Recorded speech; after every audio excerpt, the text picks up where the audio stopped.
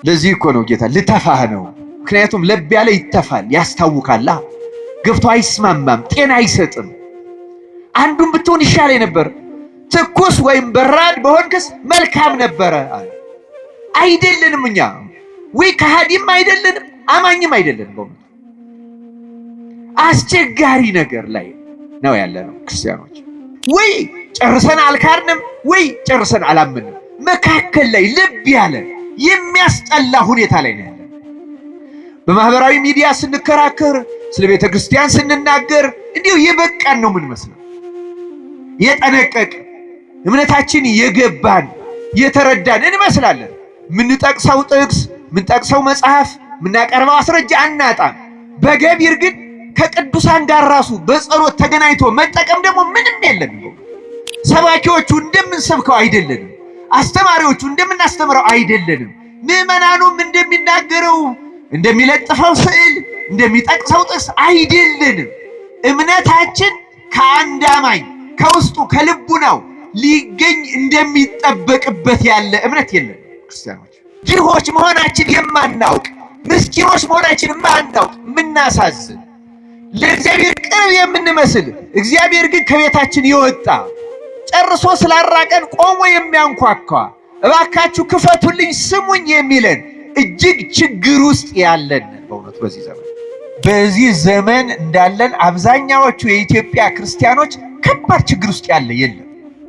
ይመስለናል ባለጸጎች ይሆን፣ ይመስለናል መንፈሳዊዎች ይሆን፣ ይመስለናል ጥሩ አምልኮ ላይ ያለን በሃይማኖታችን ትክክል ይሆን። ሃይማኖታችን ራሱ ትክክል ነው። እኛ አምላኪዎቹ አማኞቹ ተከታዮቹ ግን አይደለንም ይመስለናል። አሁን እኛ ከእግዚአብሔር ጋር ያለን የምንገናኝ ጸሎታችንም ቁርባናችንም መባችንም መስዋዕታችንም የሚቀበለው ይመስለናል።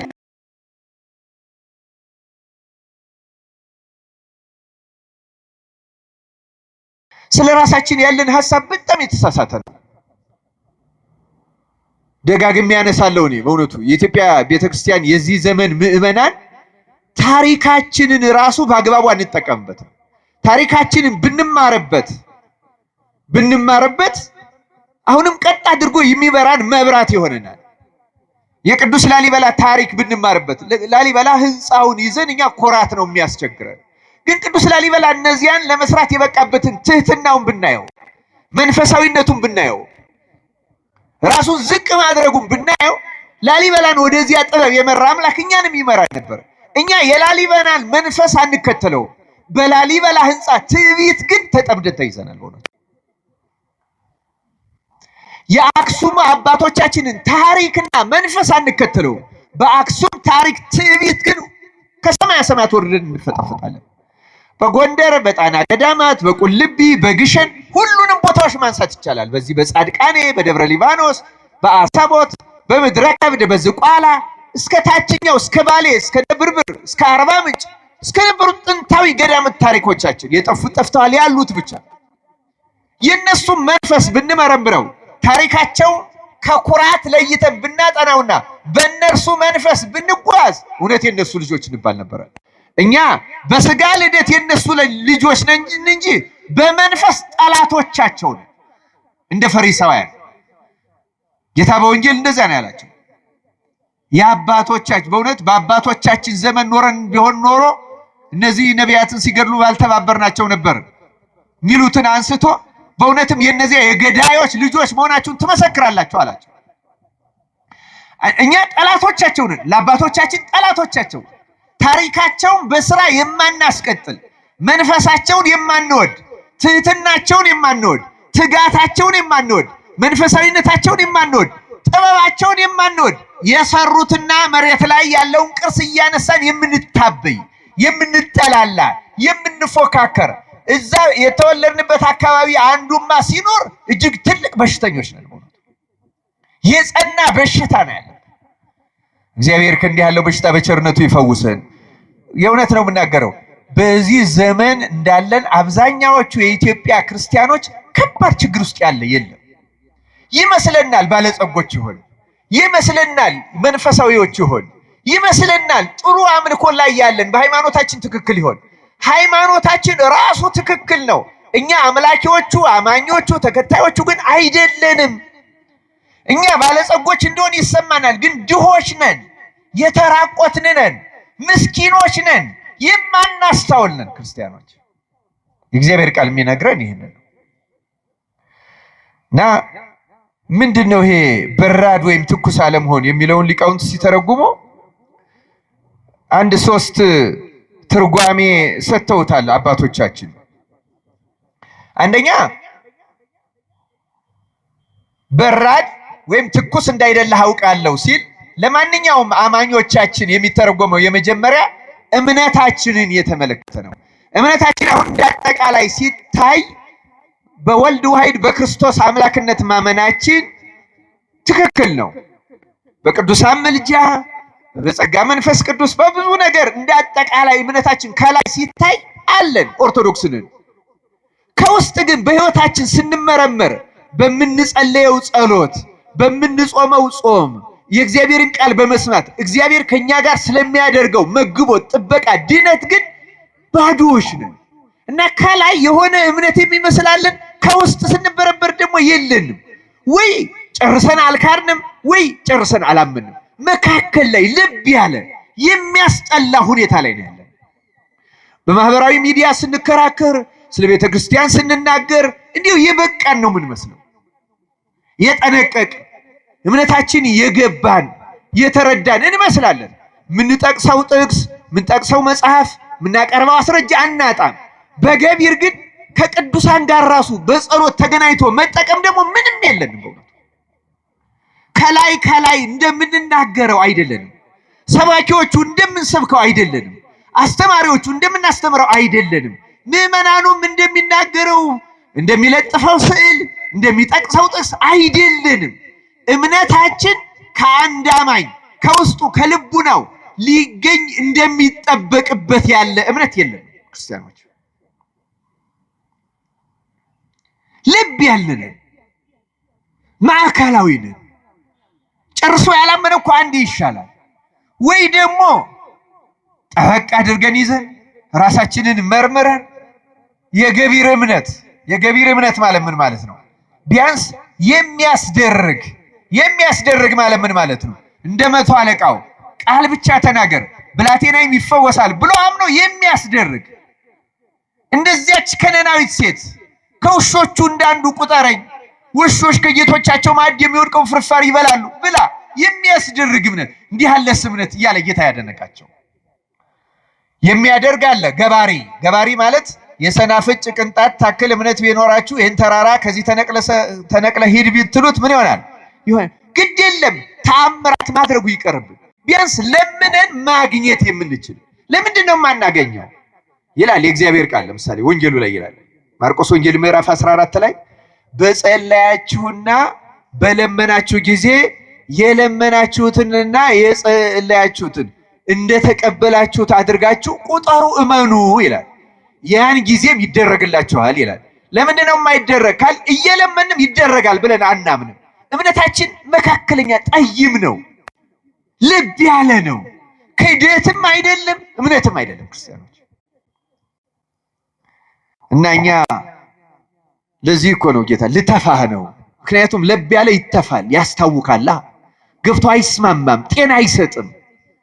አንዱን ብትሆን ይሻለኝ ነበር፣ ትኩስ ወይም በራድ በሆንክስ መልካም ነበረ አለ። አይደለንም እኛ ወይ ከሃዲም አይደለንም አማኝም አይደለንም። በእውነቱ አስቸጋሪ ነገር ላይ ነው ያለነው ክርስቲያኖች። ይህም ብቻ አይደለም። በእውነቱ እንደው እምነታችንን አሁን ስናየው 2 ጥቅሶችን ማንበብ እፈልጋለሁ። ቅዱስ ጳውሎስ ለቲቶ በላካት መልእክት ላይ ምዕራፍ 1 ቁጥር 16 እንዲህ ይላል፣ እግዚአብሔርን እንዲያውቁ በግልጥ ይናገራሉ። እኛን የሚመለከት ነው። እግዚአብሔርን እንደሚያውቁ በግልጥ ይናገራሉ። ዳሩ ግን አለ የሚያጸይፉና የማይታዘዙ ለበጎም ስራ ሁሉ የማይበቁ ስለሆነ በስራቸው ይክዱታል አለ። ይሄ እኛን ይመለከታል አይመለከትም? እንደምናውቅ እንናገራለን። እምነታችን ትክክል እንደሆነ፣ ተዋህዶ ንጽሕት እንደሆነች፣ የአባቶቻችን ግር ታምራት እንናገራለን በእውነት እና እንደምናውቅ እንናገራለን። ግን ደግሞ በብዙ ነገራችን የምናጸይፍ ነው።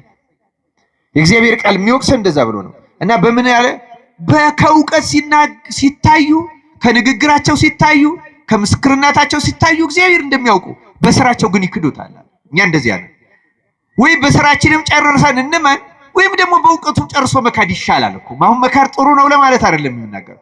እግዚአብሔር ግን ከሁለቱ አንዱ መካከል ላይ ነው ያላችሁ ይለናል። ይሄ በአብዛኛው እኛን የሚመለከት ይመስላል። እንደምታውቁት ቅዱስ ጳውሎስ ሁለተኛ ጢሞቴዎስ መልእክቱ ምዕራፍ 3 ቁጥር 5 ላይ ቁጥር 1 ጀምሮ ይሄ በመጨረሻው ዘመን ስላሉ ሰዎች ሲናገር ትዕቢተኞች እንደሚያደርጉ በትዕቢት የተነፉ እንደሚያደርጉ እያለ ገንዘብን የሚወዱ ያለ ይዘረዝርና መጨረሻ ላይ ሲያጠቃልለው የአምልኮ መልክ አላቸው ኃይሉን ግን ምን አድርገዋል አለ ክደዋል። ከነዚህ ደግሞ ራቅ ብሎ ይመክረዋል። ሁለተኛ ጢሞቴዎስ ምዕራፍ 3 ቁጥር 5 ላይ አሁን እኛ ያለን ክህደት የተግባር ክህደት ነው። ክርስቲያኖች በተግባር ብዙ ድካም ነው ያለብን። በእውነተኛ ህይወት ክህደት ይገኝብናል። ከላይ ሲታይ ደግሞ እምነትም አለን እና በጣም አስቸጋሪዎች ነን። ልይዝ አልችልም የሚለው ለዛ ነው። በዚህ በራእየ ዮሐንስ ላይ መካከል ላይ ያለን ስለሆን አስቸጋሪ ሆነን ተገኝተናል ማለት ነው። ሁለተኛ ደግሞ በእውነቱ ይሄ ለብታ የሚባለው ስንጠመቅ በይልቁንም ደግሞ በሜሮን ስንታተም ሀብተ መንፈስ ቅዱስ ያድርብናል አያድርብንም? ያድርብናል። ጸጋ መንፈስ ቅዱስ ያድርብናል እና ጌታ ያቺ ሀብተ መንፈስ ቅዱስ ሙቀተ መንፈስ ቅዱስ ሆና ሙቀት እየሰጠችን በሃይማኖትም በምግባርም ኃይል ያለው ሙቀት ያለን ቅንዓት ያለን ለጽድቅ ለቅድስና ለእውነት ለንስሐ ቅንዓት ያለን ለአምልኮቱ ቅንዓት ያለን ሆነን ያቺ የመንፈስ ቅዱስ ሙቀት እስከ ዕለተ ምጽአት ከኛ ጋር እንድትኖር ይፈልጋል። እንዲያውም እሱ ራሱ መድኃኔዓለም ክርስቶስ ሉቃስ 12:49 ላይ ስለዚህ እሳት ሲናገር በምድር ላይ እሳት ልጥል መጣሁ አለ ይላል። ምን ልጥል መጣሁ? እሳት ልጥል መጣሁ ይልና አሁንም የነደደ ከሆነ ይላል ቃሉ፣ አሁንም የነደደ ከሆነ ዘንድ ምን እፈልጋለሁ አለ ይላል። ምክንያቱም ያቺ እሳት በሐዋርያት አድራ ስትቀጣጠል ስትነድ ያያታል። እኛ ግን ያቺ ሙቀት የለችም። ያቺ የምትቀጣጠል ለምሳሌ አንድ ሰው በንዴት በእልህ ተበሳጭቶ ተቆጥቶ የሚያደርገው የሙቀተ መንፈስ ቅዱስ አይባልም። ክርስቲያኖች ሙቀተ መንፈስ ቅዱስ በነገራችን ላይ ይቺ በውስጥ የምትነድ እሳት መጀመሪያ የምታቃጥለው በእኛ ውስጥ ያለ የኃጢአት ፍላጎት ነው። ማን ነው የምታቃጥለው አልኳቸው? በእኛ ውስጥ ያለ በራሳችን በነፍሳችን ውስጥ ያለ የዝሙትን፣ የጠላቻን፣ የኃጢአትን፣ የክህደትን ይህን የመሰለውን ድካም ታቃጥለዋለች እና ያነጻዋል። ውስጡ እየነጻ እየበራ ይሄዳል አንድ ሰው። አሁን በእኛ ግን በትርጓሜ እንደምትሰሙት እሳት በአመድ እንደሚዳፈን ያችን እሳት አጥፍተናታል። እንዲያውም ቅዱስ ጳውሎስ ይህን በተመለከተ አንድ ሁለት ጥቅሶችን ከተናገረው ልጥቀስ። አንደኛ ተሰሎንቄ ምዕራፍ 5 ቁጥር 19 ላይ መንፈስን አታጥፉ ይላል። ምንን አታጥፉ? በጥምቀት ያገኛችሁትን መንፈስ በሜሮት የታተማችሁበትን ያን የንጽህና መንፈስ፣ ያን የቅድስና መንፈስ፣ ያን እውነትን የመለየት መንፈስ፣ ያን ከእግዚአብሔር ጋር የመኖር መንፈስ፣ ያን የእግዚአብሔርን ቃል የመውደድ መንፈስ፣ ያን የንስሐን መንፈስ፣ የመታዘዙ መንፈስ አታጥፉ ይለናል። እኛ ውስጥ ግን ጠፍቷል። አሁን ያለው መንፈስ የምን መንፈስ እንደሆነ እናውቀዋለን። የጥላቻ መንፈስ ገኗል፣ እናውቀዋለን አይደለም እንዴ? የሐሜቱ፣ የልዩነቱ፣ የዘረኝነቱ ይህን መንፈስ ቅዱስ ተመልከቱ። ያን እሳት ተብሎ የተነገረላትን ያንን አጥፍተነዋል፣ አዳፍነነዋል። የተዳፈነ እሳት ምግብን እንደማያበስለው ጣዕም እንደማያበስለው በእኛም ተለይቶን አልሄደም እንጂ ጨርሰን ስላልካር ነው ተዳፍኗል። ልብ ብለናል፣ ማዕከላዊ ሆነናል። በጎ ምግባር የለንም። ለምሳሌ ሮሜ 12:11 ላይ ቅዱስ ጳውሎስ በመንፈስ የምትቃጠሉ ሁኑ ይላል። በምን የምትቃጠሉ ሁኑ? በስጋዊ ቅናት አይደለም፣ በስጋዊ ቅናት አይደለም፣ በመበለጥ ስሜት አይደለም። በመንፈስ የሚቃጠል ሰው ቤተክርስቲያን ስለሚጎዳ ሰው እንኳን ሲያስብ ስላለመዳኑ ነው የሚያስበው፣ በጥላቻ ያስበው ነገራችን። እኛ የጥላቻ ስሜት አለን ስለ አይደለም ውጭ ስላለ ውስጥ ስላሉት እንኳን ስለ አባቶችም ይሁን ስለ ክርስቲያኖችም ቢሆን ድካም ስለተገኘበት ኃጢአት ስለተገኘበት ያለን መንፈስ የንቀት የጥላቻ የሐሜት የኔ መንፈስ በመንፈስ መቃጠል ግን ሌላ ነው። ክርስቲያኖች በመንፈስ የሚቃጠል ሰው ስለሌላው መዳን ነው የሚጨነቀው፣ ስለራሱ ኃጢአት ነው የሚያስበው። እግዚአብሔር በእንዲህ ያለው መንፈስ እንድንጎበኝ እንድንቃጠልን በቸርነቱ ይርዳን። አሁን ይሄ ሙቀተ መንፈስ ቅዱስ ከኛ ተለይቷል። ክርስቲያኖች ይሄ ለመንጻት በመንፈስ ቅዱስ የሚቃጠል ሰው ድካሙ ነው የሚታየው። የራሱ ድካም የራሱ ኃጢአት የራሱ አለማወቅ ስለሚታየው መቼ እነጻ ይሆን? ማእዜሪ ገጾ ለአምላኬና ያለው ዳዊት መቼ ነው የአምላኬን ፊቱን የማየው? መቼ ነው እኔ የጨለማ መጋረጃ ከኔ የሚወገድልኝ? መቼ ነው መንፈስ ቅዱስ የሚቀርበኝ እያለ ይቃጠላል። መቼ ነው የምቆርበው? መቼ ነው የቅዱሳት መጻሕፍትን የምረዳው? መቼ ነው ያለ ድካም የማገለግለው? መቼ ነው ለአምላኬ ደስ የማሰኘው እያለ ይቃጠላል። ጉድለቱ ይታየዋል። በእንዲህ ያለ መንፈስ እንድንቃጠል አምላካችን እግዚአብሔር ይርዳን። ክርስቲያኖች እኛ የድካም መንፈስ ነው የተጫነን። በእውነቱ የድካም መንፈስ፣ ሌሎቹን ዝቅ አድርጎ የማየት መንፈስ፣ እኛ የተሻለ እንደሆን የሚሰማም ስሜት ደጋግሜ የዚህ አውደ ምሕረትም ላይ ተናግሬዋለሁ። በማንኛውም ጊዜ በማንኛውም ህይወት ውስጥ ያለ ሰው ራሱ ልቡናው ለራሱ ከሆነ ሰው እሱ እንደሚሻል የሚነግረው ሰው ካለ ያ ሰው ፈጽሞ የወደቀ ሰው ነው። በማንኛውም ጊዜ በገዳም ቢገባ ቢመንን እንደ አባ ዳንኤል የዱር ቅጠል ቢበላ እኔ እሻላለሁ የምትል መንፈስ ካለች የመጨረሻ የውድቀት መንፈስ ነው። ክርስትና ከማንኛውም ሰው አንሳለሁ የሚል መንፈስ ነው። ደጋግሜ ማስታወስ ፈልጋለሁ። አባ መቃርስ እንዲሁ አንድ ተጋዳይ መነኩሴ የመጣና ለራሱ እንደ የተሻለ መንፈሳዊ ህይወት ላይ እንዳለ ተሰምቶታል። ግን ደግሞ ድንገት የቀረኝ ካለ ብሎ መጥቶ ጠየቀው። እንዲሁ እንዴት ሆኜ ልኑር? ምን ባደርግ የተሻለ እግዚአብሔር እንደሳሰኘዋለሁ? አባቴ ወይ ምክርህን ስጠኝ አለው። በመክርህ ትሰማለህ ወይ አለው። እንግዲህ ያ በመንፈስ ቅዱስ የከበረ ስለሆነ መንፈሱ ይታየዋል። እንዲህ የሚል ሰው እንዲሁ ምን ቀረኝ አይነት ነው። እንዲሁ ጥሩ እኮ ነኝ፣ እንዲሁ ምን ይሆን የቀረኝ አይነት ስሜት በውስጡ አለ። ይህ ትዕቢት ነው፣ አባቶች ያውቁታል። እንዴ ልሰማህ አይደለም ወይ የመጣሁት አለው። እና ይህን ሲለው እንግዲያውስ ከማንም ሰው በምድር ላይ ካለ ከየትኛውም ከምታውቀውም ኃጢአተኛ ቢሆን እንደምታንስ ውስጥህን አሳምነው ያን ጊዜ ትድናለህ አለው ይላል። ይህን ሲለው እውነትም በትዕቢት መንፈስ የመጣ ስለነበረ እንዲህ አለው፣ ጥሩ አባቴ ግን ባንስ እንዴት ከነፍሰ ገዳይ አንሳለሁ አለው ይላል መልሶ። አያችሁ ያችን የትዕቢት መንፈስ እንዴት መለሰለት። አየው እዚህ ቲቶ ላይ ቅዱስ ጳውሎስ የገለጸው ቃል አለ፣ ለንጹሆች ሁሉ ንጹህ ነው ይላል። አይደለም ይላል አይልም? ንጹህ ብትሆን ኖሮ ዓይንህ እያየ እንኳን ሲገድል ብታየው ኖሮ ይሄ ሰው አንድ ሰው ገደለ፣ እኔ ግን ራሴን ደግሜ በመግደል ከርሱ በልጣለሁ ትል ነበረ። አንተ ንጹህ ስላልሆንክ ግን እሱ ካንተ የሚከፋ መስሎ ታየ። ስለዚህ ሂድና ንስሐ ግባ አለው ይላል። እያዘነ ተመለሰ። አያችሁ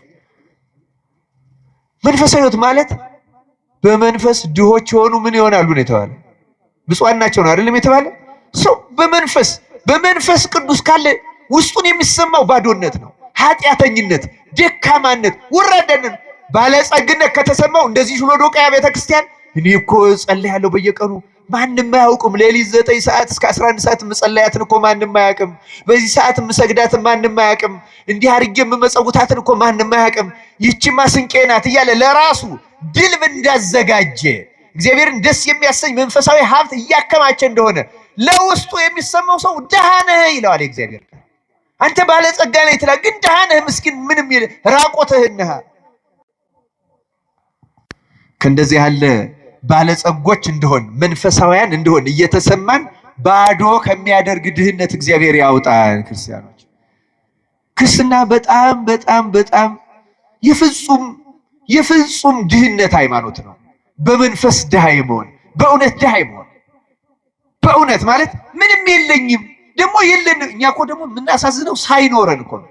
ሳይኖረን እንዳለን የምናስብ ብንጾም ብንጸልይ ያለብ ያለ ማዕከላዊ እንዳይቀር ሐሜታ ያልቆመለት ምጽዋት ያልተከተለው ርህራሄ የሌለው ትችት ያለቀቀው ከፍ ዝቅ ያለቀቀው አንዱን በዚህ ሰዓት እንዴት ይበላል እያለ ይተቻል። በሽተኛ ሆኖ እንደሆነ አናውቅ። ለምን ምን እናውቃለን? ሰዎች ቢበሉ ምን አገባን? የራሳችን ንጹም ክርስቲያኖች ብዙ ጉድለት ነው ያለው። ጾማችን ብዙ ጉድለት አለው።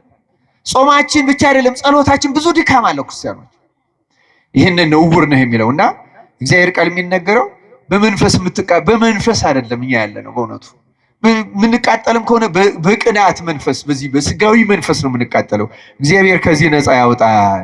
ሶስተኛ ይሄን ልብ ብለሃል የሚለውን ሲተረጉ በራድ ወይም ትኩስ አይደለም የሚለውን ለመነኮሳት ይሰጣሉ። መነኮሳትን ከላይ ከጵጵስና ጀምሮ በየትኛውም ደረጃ ያለ መነኩሴ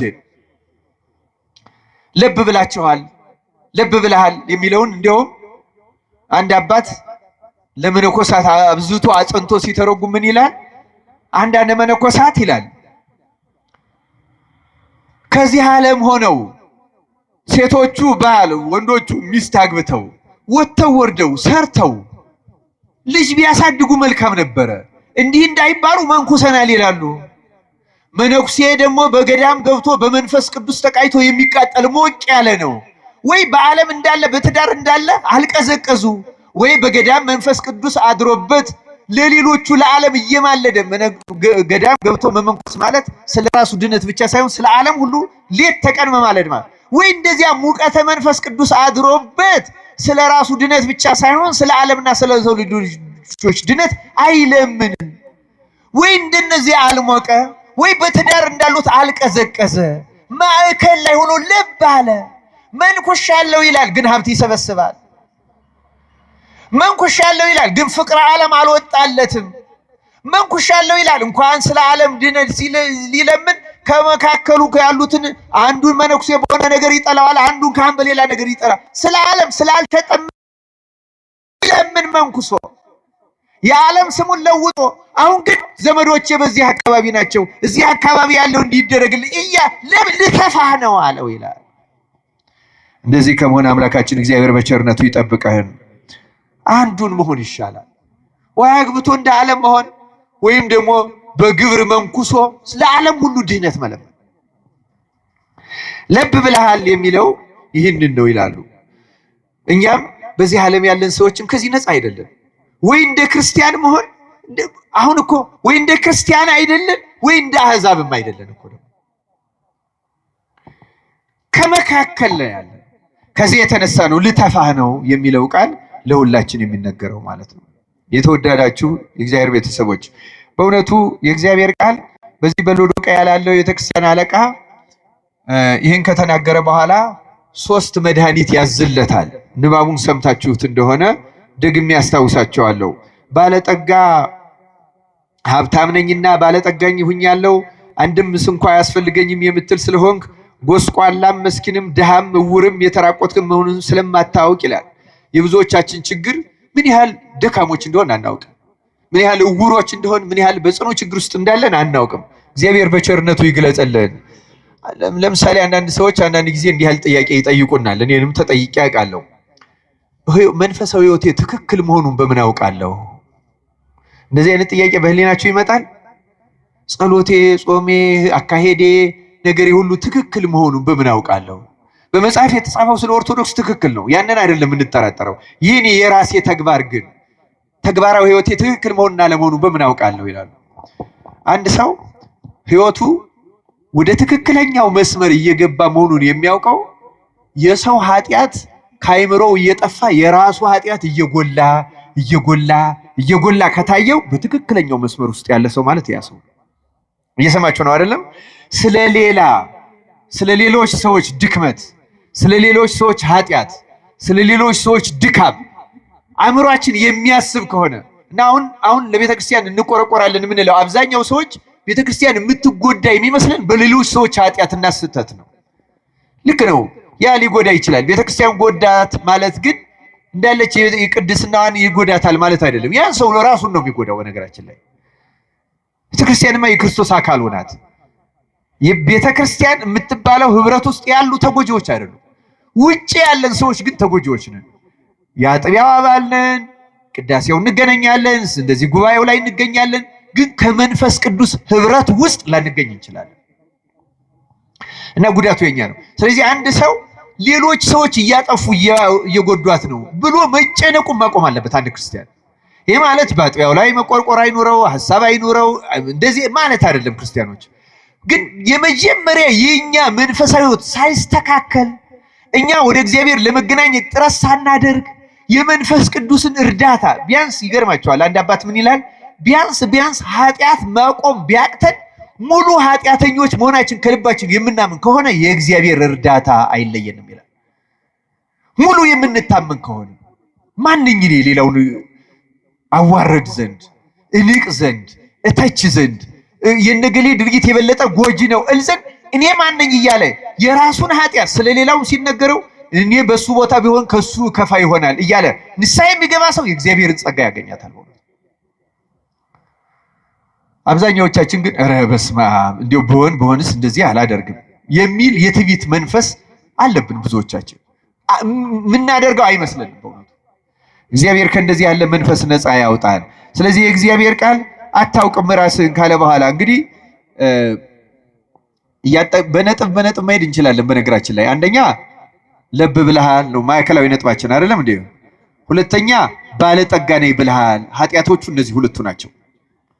አንደኛው ለብ ማለት ነው ማዕከላዊ መሆን፣ በእምነትም ማዕከላዊ መሆን፣ በምግባርም ማዕከላዊ መሆን፣ መነኩሴም ሲሆን ማዕከላዊ መሆን፣ ወይ እንደ መነኩሴ አለመሆን፣ ወይ እንደ ዓለም በዚህ ዓለም እንዳሉ ክርስቲያኖች አለመሆን፣ ለክርስቲያንም እንደዚያ ወይ እንደ አሕዛብ የለየለት ከሃዲ አለመሆን፣ ወይ ደግሞ እንደ አማኝ በተግባር አማኝ አለመሆን፣ በምግባሩ ወይ እንደማያምኑት የማያምኑት የራሳቸው ስነ ምግባር አላቸው እንደዚህ አይነት ስነ ምግባርም የለንም።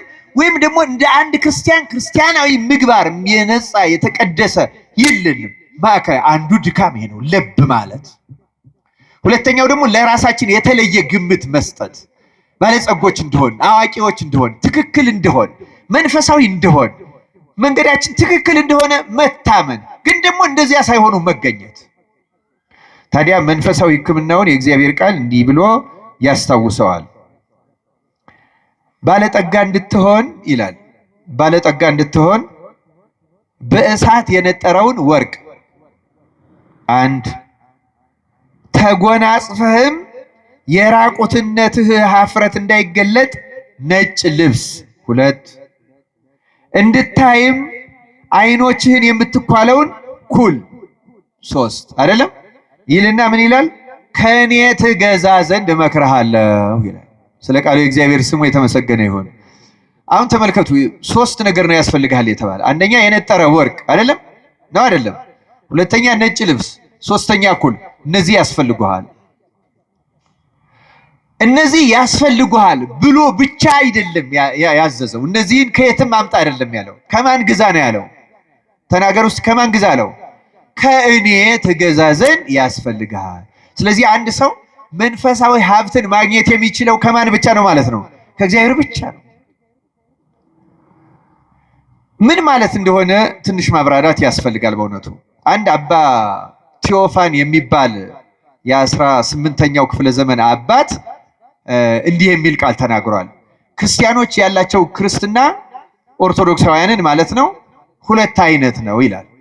አንደኛው ሰዎች በተማሩት በሰሙት በተረዱት መጠን ይሄ ነው እምነት፣ ይሄ ነው ምግባር፣ ይሄ ነው አምልኮ፣ ይሄ ነው ቅዳሴ፣ ይሄ ነው ውዳሴ፣ ይሄ ነው ጾም፣ ይሄ ነው ጸሎት፣ ይሄ ነው ቸርነት፣ ይሄ ነው ደግነት ብለው በራሳቸው መረዳት የሚኖሩት የክርስትና አይነት አለ ይላል። ሁለተኛው ደግሞ ሰዎቹ እኔ ምንም የለኝም፣ ደሃ ነኝ፣ አቅምም የለኝም፣ አይምሮዬም ደንቆሮ ነው፣ ክፉን ከደጉ ጽድቁን ከኃጢአት መለየት አልችልም፣ አንተ ምራይ ብለው ራሳቸው ሙሉ በሙሉ በእግዚአብሔር ላይ ጥለው መንፈስ ቅዱስ የሚመራቸው ሰዎች የክርስትና ሕይወት አለ ይላል። ግልጽ ነው ሐሳቡ አይደለም? እና ይህን ሲያጠቃልለው ምን ይላል? ሰዎች በራሳቸው መረዳት መጠን የሚኖሩት የክርስትና አይነት በኋላ መብራቱን ይዘው ዘይቱን እንዳልያዙት አምስቱ ሰነፎች ነው።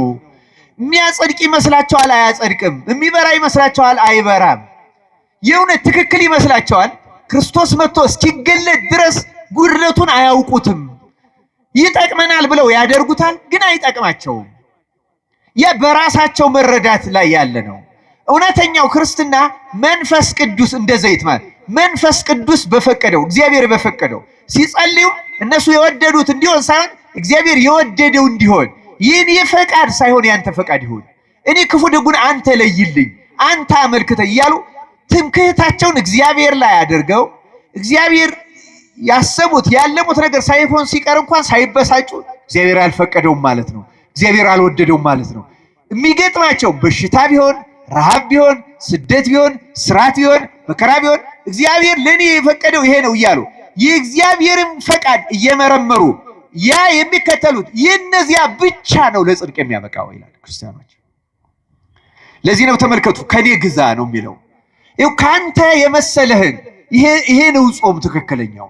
አሁን ለምሳሌ አንዳንድ ሰው እስከ ማታ 11 ሰዓት ውሎ አንድ ሰዓት ከምሽቱ አንድ ቀን በ24 ሰዓት አንድ ጊዜ በልቶ ማደርን እንደ ትክክለኛ ጾም ሊቆጥረው ይችላል። ደግሞ እውነትም ስናየው ትልቅ ጾም ነው እንዲህ ያለ ጾም። ግን እየተመካበት የሚሆን ከሆነ አይጠቅመው፣ የራሱ ነው። እንዲህ አርጌ በዚህ እንዲሆናለው እያለ ማለት ነው። ከዚያ ይልቅ በጣም ፈቃደ እግዚአብሔርን በመከተል ሌላ ሰው ሊበልጠው ይችላል። ክርስቲያኖች አንዳንድ ሰዎች ጾም ከማጽናታቸው የተነሳ ሰውነታቸው ደክሞ መጸለይ ሁሉ እስኪያቅታቸው ሊጾሙ ይችላሉ ክርስቲያኖች። እና ያንን በቃ እንደዚህ ብለህ ተጋድለሃል ብሎ የሚይዝልን አይምሰላችሁ። እውነት ለመናገር ከፍጹም ትህትና አሁን ከፈቃደ እግዚአብሔር ጋር ከሆነ በፈቃደ እግዚአብሔር በ3 ቀን አንድ ቀን የሚበሉ አሉ፣ በሳምንት አንድ ቀን የሚበሉ አሉ። ከዚያ እንደ ኤልያስ አንድ ቀን በልተው 40 ቀን የሚቆዩም ይኖራሉ አሉም ደግሞ። እነዚህ ግን በራሳቸው ብርታት አይደለም የሚያደርጉት፣ በእግዚአብሔር ፈቃድ ብቻ ነው የሚያደርጉት። ያለ እግዚአብሔር ፈቃድ ምንም አያደርጉ። አሁን የአባ መቃርስ ዘይሴሰይ ቆቆሃ የሚለው ስንክሳራችን ቆቅ የሚበላው የአባ መቃርስን ታሪክ ስናየው ታሪኩም ራሱ የተገለጠው እኮ ለምናኔ የመጣ አንድ መነኩሴ አባ መቃርስ ባለበት ጫካ ደረሰ። አባ መቃርስ ይውላል፣ ግን በእግዚአብሔር ፈቃድ ታዞለት አንድ ቆቅ ይይዝና እያበሰለ ይበላል። ሲያየው መነኩሴው ሳቀ። ደሞ መነኩሴ ነኝ ይላል፣ አያፍርም። ስጋ እየበላ ልክ ነው፣ መነኮሳት ስጋ ይበሉ። አባ መቃርስ ግን ሕግን ጠብቆ አልፎ በፈቃደ እግዚአብሔር ታዞለት ተመልከቱ፣ ከሕግ በላይ ሆኖ ይሄን በእግዚአብሔር ፈቃድ እስከ መመገብ የደረሰ። ያኛው አዲስ መነኩሴ ግን ሲያየው ተናደደበት። ደግሞ ምንኩስና ሊያሰድባልና ሊከሰው ወደ ፓትርያርኩ ሄዶ ከሰሰው። ምንኩስናን የሚያስነቅፍ የሚያሰድብ በጾም በምን ሳይል ስጋ የሚበላ መነኩሴ አለ አለ። ያው ጠንቋቆች ናቸው የድሮዎቹ አባቶች። ቀጥታ አልሰማውም፣ እውነት መሆኑን የሚያጣራ አንድ መነኩሴ ጨምሮ ላከው። ሲልኩት በፊት ያ መነኩሴ ሲያየው አባ መቃርስ ያንን የሚነቅፈው መነኩሴ አላየውም ነበር። አሁን ግን ሲሄዱ እግዚአብሔር ገድሉን ለመግለጽ ምን አደረገለት? በየቀኑ በእግዚአብሔር ታምራት አንዳንድ ቆቅ እየመጣ ይያዝለታል። በዚያ ቀን 3 ቆቆች ተያዙለት። እንዴት ዛሬ 3 ቆቅ ተያዘልኝ ብሎ ሲያስብ 2 መነኮሳት በአካባቢው አየ። ውይ እግዚአብሔር ድህነቴን አውቆ መንግዳ ማስተናግድበት ሰጠኝ ብሎ ደስ አለው። ቆቆቹን አረደ፣ አዘጋጀ፣ አበሰለ። የመመገቢያ ሰዓታቸው ሲደርስ አባቶቼ እንኩ ብሉ ብሎ ባህታውያን ዘወር ብለው ለብቻቸው ነው። ሌላውን ሲበሉ አያዩም፣ ሌላውንም እንዲያያቸው አያደርጉም። እነሱ ግን ይሳሳቃሉ። እኛም ስጋ የምንበላ መስሎት አቤት ይሄ ወዳ መነኩሴ እያሉ እሱ ቆቁን እየበላ እነሱ አላያቸውም። ዘወር ሲል ቆቆቹን አልበሏቸውም፣ ስጋውን አልበሉትም። እሱ ግን በልቶ ጨርሶ ምነው አባቶች ለእናንተ እኮ ነው ያበሰልኩት አላቸው። አይ እኛ እንዳንተ ስጋ እንበላም፣ እኛ መነኩሴዎች ነን፣ ስጋ እንበላም አሉት። በተመክሆ ማለት ነው። እንግዲህ አሁን ተመልከቱ፣ እነዚህ ናቸው ባለጸጎች እንደሆኑ የሚያምኑት፣ በራሳቸው ጽድቅ የሚታመኑት፣ ስጋ ባለመብላታቸው የተሻለ እንደሆኑ የሚያስቡት። ለዚህ ነው እውር ነህ ድሃ ነህ አታውቅም አንተ እውር ነህ የተባለው። ለዚህ ነው የሉዱቃው አለቃ ነው እንዴ ያለና አባ መቃርስ በሉ አምጡ ብሎ ተቀብሎ እፍ ሲልባቸው ክንፍ አውጥተው በረሩ ይላል። እነዚህ ቆቆች የዚያ ጊዜ ደነገጡ፣ ይቅር በለን አሉ። እንደገና ወደ ፓትርያርኩ ሄደው ኧረ እንደዚህ ያለ ተአምር የሚያደርግ ነው አሉ ብለው ተናገሩ። ፓትርያርኩ ተደነቀ፣ ለንጉሱ ነገረ።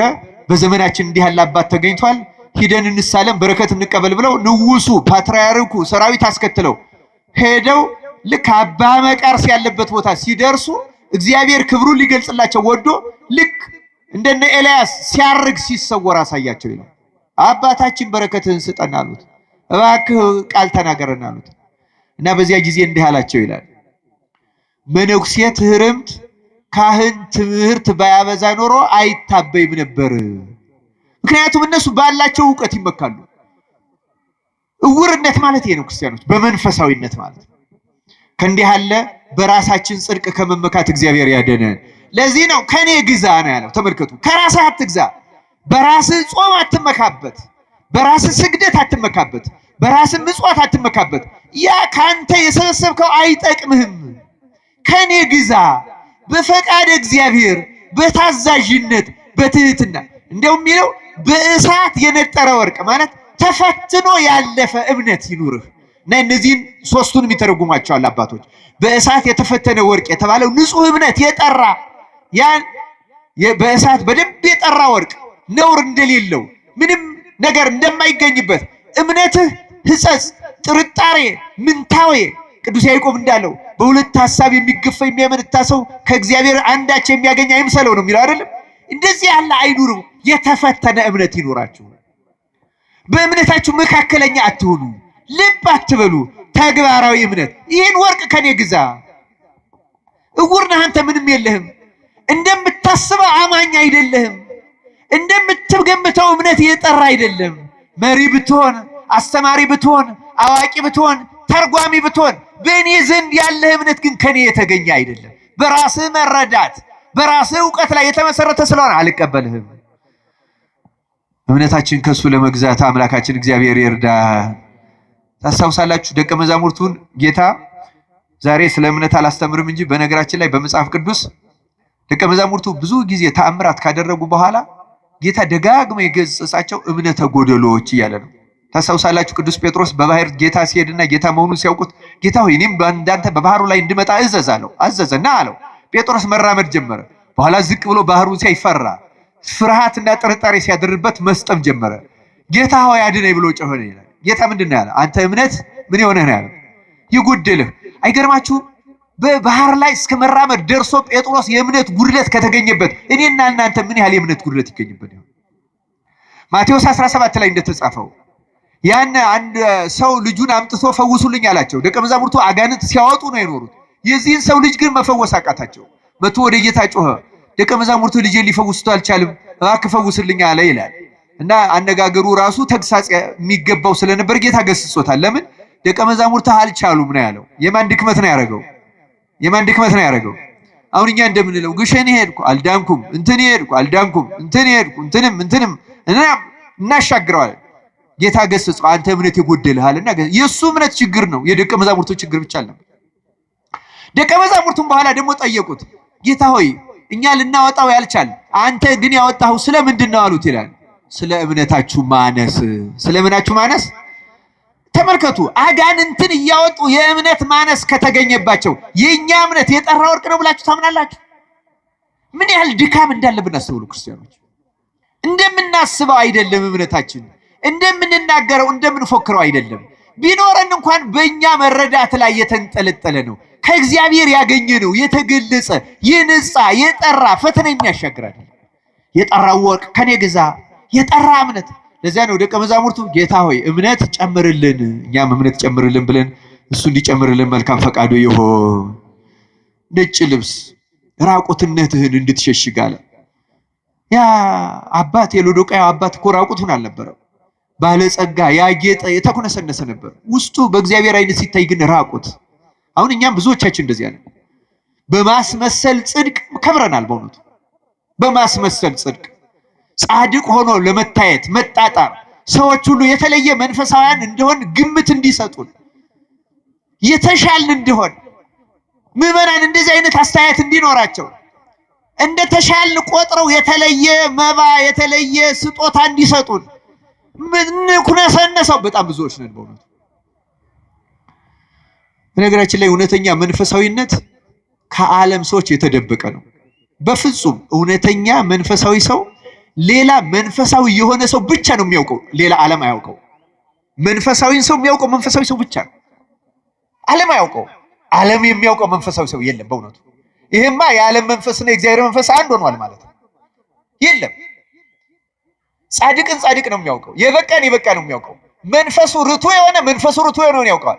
መንፈሱ ርቱ ያልሆነ ሰው የሆነውና ያልሆነው አይለይም። ማስመሰሉን ብቻ ነው የምንከተለው። ራቆትህን ነጩን ልብስ ከኔ ግዛ አለ።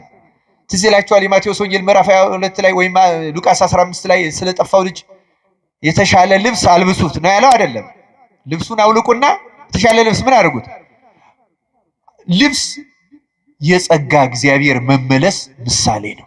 የምን መመለስ ነው? የምን ምሳሌ ነው አልኳችሁ? ጸጋ እግዚአብሔር ተራቁተናል፣ አሁን ተለይቶናል፣ ረድኤት የለንም፣ ራቆታችን ነን። ንግግራችን አያምር። በዚህ ዘመንማ እንደው እኮ በጣም አስገራሚ ነገር እኮ ነው በእውነቱ። ለመናገር ራሱ ይከብዳል። አሁን ያለንበትን የውርደት መጠን ለመናገር አስቸጋሪ። እግዚአብሔር በቸርነቱ የጸጋውን ልብስ ያልብሰ።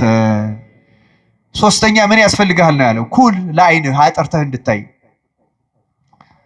አንተ ግብዝ አይደለም የሚለው በማቴዎስ ወንጌል ላይ የሌላውን ኃጢአት የሌላውን መርፌ ታይዘን ካንተ ዓይን ያለው ምሰሶውን አስቀድመ ምን አደረጋናል? አሁን እኛ ኩል ዓይንን እንደሚያጠራው መንፈሳዊ ዓይናችን ድፍርስ ነው። የሆነ ዕውቀት ቢኖረን የሆነ ትምህርት ቢኖረን ድፍርስ ነው። ይሄ ፈሊጥ የሚባለው ለይቶ ማየት ጽድቁንና ኃጢአቱን እውነቱንና ሐሰቱን ጠቃሚውንና ጎጂውን ይሄ ማስመሰሉንና እውነተኛውን መንፈሳዊ ሕይወት አናውቀው። መለየት አልቻልንም። መንፈሳዊ ዓይናችን አልጠራ። ስለዚህ ኩል ያስፈልጋል።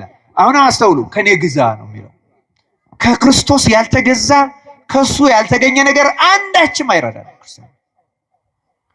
እነዚህን ሶስት ነገሮች መግዛት ያለ የሚጀምረው ግን ይሄ ኩል የሚባለውን ሲተረጉሙ የመጀመሪያው የእግዚአብሔር ቃል ነው። ክርስቲያኖች የእግዚአብሔር ቃል ሕግህ ለእግሬ መብራት ለመንገዴ ምንድን ነው ያለ ዳዊት? ብርሃን ነው አይደል ያለው? ብርሃን ነው። የእግዚአብሔር ቃል ያሳያል። የእግዚአብሔር ቃል በነገራችን ላይ ራሳችንን እንድናይ የሚያደርግ በተለይ በወንጌል የተጻፉት ትእዛዛት ደጋግመን እያነበብን የምንጸልይ ከሆነ አጥርተን ማየት እንጀምራለን። ይታየናል ድክመታችን። ቅድም እንዳልኳችሁ የመንፈሳዊነት ምልክቱ የራስን ኃጢአት በስቶ ማየት ነው። እያንዳንዱ ሰው የራሱ ኃጢአት በስቶ ከታየው እውነተኛ መንገድ ላይ ነው ያለ ነው ማለት ነው። እና ይሄ ኩል ያስፈልገናል። ይሄ ኩል የእግዚአብሔር ቃል ነው። ይሄ ኩል ከእግዚአብሔር ጸጋ ከእግዚአብሔር መንፈስ ቅዱስ የሚገኝ የራስን ኃጢአትና ድክመት እያሳየ ራስን የሚወቅስና ወደ እውነተኛው ንስሐ የሚመራ ነው። አምላካችን እግዚአብሔር እነዚህ መንፈሳዊ ገንዘቦች አግኝተን በእውነቱ ከእግዚአብሔር ጋር ለመታረቅ ያብቃን። የመጨረሻው የዚህ ቃል እዚህ ለሎዶቅያ አለቃ የተጻፈለት ቃል በደጅ ቆሜ ምን አደርጋለሁ? ኳኳለሁ። እግዚአብሔር ደጃችን ነው፣ ሩቅ አይደለም። ክርስቲያኖች ብዙ ቦታ በመሄድ አይደለም እናገኘው። በእያንዳንዳችን የልቡና ደጅ ላይ እያንኳኳ ነው ያለው። በበሽታ የሚያንኳኳበት አለ፣ በስራት የሚያንኳኳበት አለ፣ በችግር የሚያንኳኳበት አለ፣ በቃሉ የሚያንኳኳበት አለ። በተለያየ መንገድ ወደ እርሱ እንድንመለስ እግዚአብሔር ያንኳኳል። እና አሁን ግን ከእናንተ ጋር አይደለሁ ነው ያለው የሎዶቅያውን አለቃ። በቁርባናችሁም አልገኝም እኮ ነው። ከውጭ ነኝ ማለት ቁርባናችሁ ራሱ አይሰምርም አያድንም ማለት እኮ ነው። ገና አልገባሁም እናንተ እኛ ጋር ነው ትላላችሁ እንጂ እኔ ከእናንተ ጋር አይደለሁም፣ እኔ ከደጅ ነኝ ገና ነው የሚለው። ክርስቶስ ከደጅ ሆኖ አያሳስናችሁ?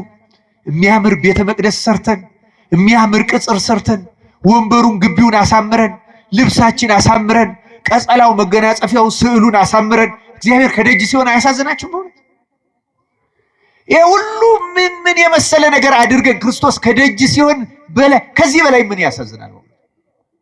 እውነት ለመናገር ክርስቶስ ከደጅ ነው። ክርስቲያኖች ለብዙዎቻችን ከደጅ ነው። ከደጅ ነው ክርስቶስ።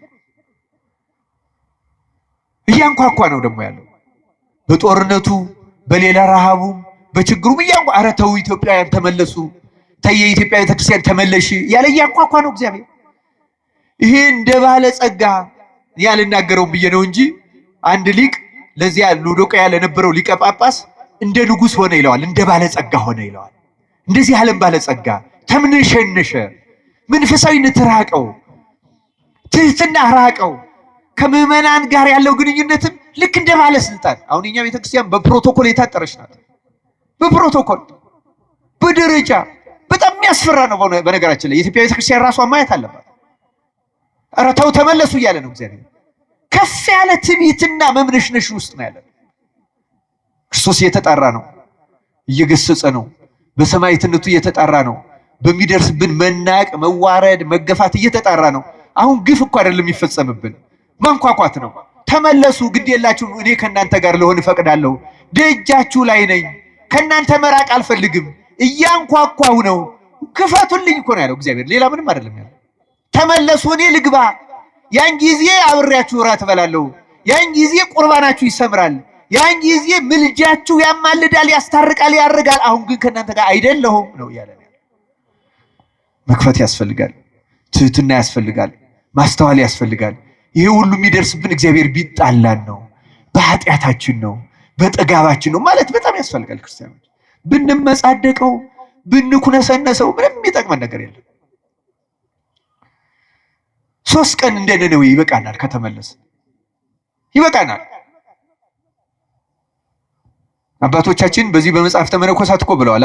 አንድ ሰው በጣም የተከማቸ ኃጢአት ሰርቶ ሄዶ እንዲያው ይሄን ኃጢአቴን እግዚአብሔር እንዲያው በ3 ዓመት ይቅር ይለኛል አለው ይላል። 3 ዓመት ብዙ ነው አለው ይላል። እሺ እንግዲያው በ3 ወር ይቅር ይለኛል አለው ይላል። 3 ወርም ብዙ ነው አለው። እንዲያው እንዴት ይቅር ይለኛል ሲለው ከልብህ ከተመለስክ 3 ቀን ይበቃሃል አለው። ክርስቲያን ከተመለስን እኮ ቀን ብዛት አይደለም የሚያስፈልገው። ሌላ እግዚአብሔር ዋና የሚፈልገው የልባችን መመለስ ነው። ለሰራነው ኃጢአትማ ቀስ እያለ ለሁላችን እንደ ስራችን መክፈሉ ስለማይቀር ዳዊትን ንስሐ ቢቀበልም እኮ ስለ 1/4 ይክፈል ያለውን እኮ ከፍሎታል እኮ አይቀርም። ያ እንከፈላለን።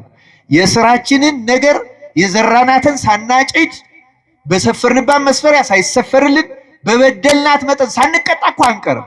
ቢያንስ ግን ከተመለስን ረድኤቱ ወደኛ ይመጣል፣ ይቅርታው ይመጣል፣ ምሕረቱ ይመጣል፣ ጸሎታችን ይሰምራል። እውነቱን ለመናገር ተመልሰን ከእግዚአብሔር ጋር ለመታረቅ ያብቃን።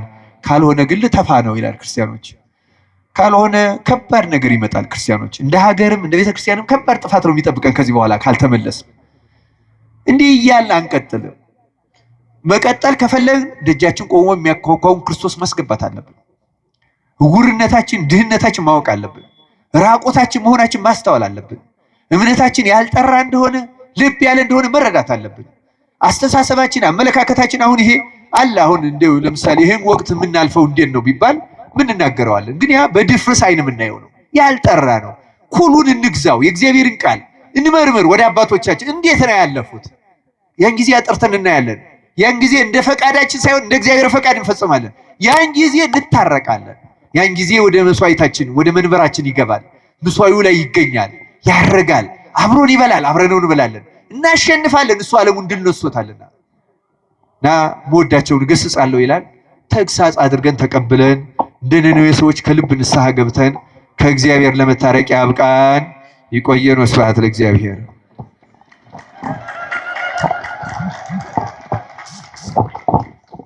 በመምህራችን ላይ አድሮ የመከረን ያስተማረን የአባቶቻችን አምላክ ለባህሪ ቅዱስ እግዚአብሔር ስሙ የተመሰገነ ይሁን።